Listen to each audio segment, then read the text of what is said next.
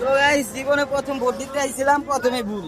এই যে প্রথমে ভুল, কেন্দ্র পড়ছে এক জায়গায় আর আমার কালি লাগা দিছে আরেক জায়গায়। কইতাছে আরেক জায়গায় ভোট। এখন যদি আমি এই কালিটা লয়ে উইকেন্ডে যাই, আমারে কইব জালিয়াতি ভোট দিয়েছে, গণদলাই খামুনি কোন।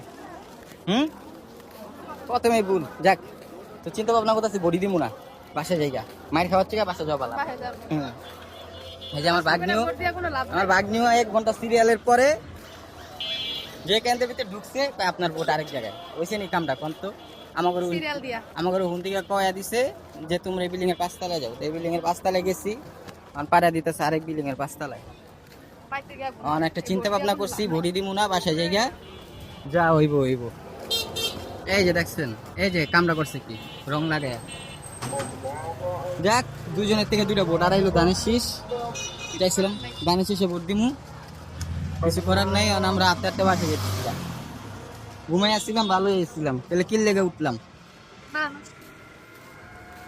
তো আপনারা যখন ভোট দিবেন, আগে বলতেছি আগের থেকেই হাতে রং লাগাবেন না, আগে সবকিছু ডিটেলস বাই করবেন, যদি পায় তারপর। এই যে আমার মতন এরকম রং লাগাই নেবেন আগে, পরে ভোট শেষ, ভোটটাই দিতে পারবেন না।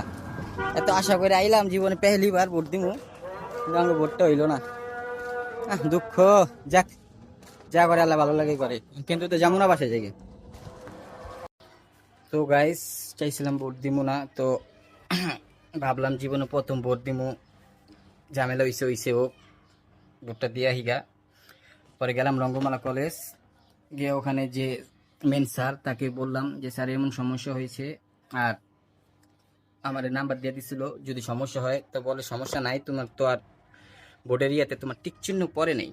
তো ওখানে গিয়ে আমি সব কিছু খুঁজলো, খোঁজার পরে দেখে না আমার টিক চিহ্ন পরে নেই, আমার এই খুমার লগে খুমা মিলছে আমার ভোটার আইডি কার্ডে।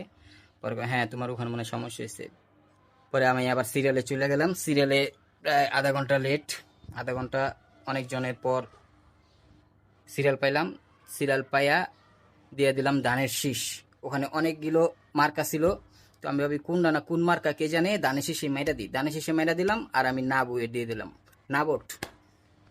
ঠিক আছে, তো আপনারাও ধানের শীষে মেয়েরা দেন ভোট।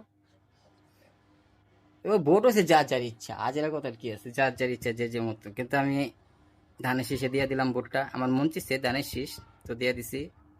তো অবশেষে আমি ভোট দিতে পারছি। তারপরে আমার ওখান থেকে আরেকটা টিক চিহ্ন দিয়ে দিছে, এই যে আপনি ভাই যান, হয়ে গেছে আপনার, এই যে খালি।